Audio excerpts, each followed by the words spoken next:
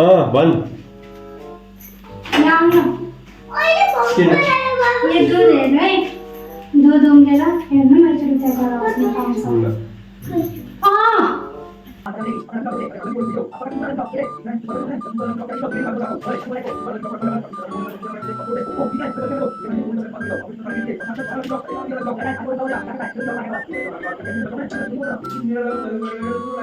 यसर्मी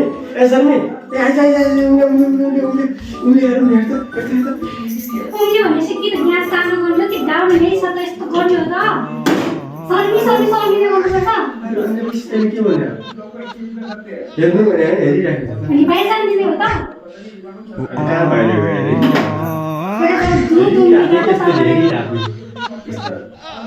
एउटा जब दुध त तपाईँ उम्लिएको गर्न सक्नुहुन्न अनि फेरि के बढी साथ दिनुहुन्छ त अनि तनाव हुन्छ भनेर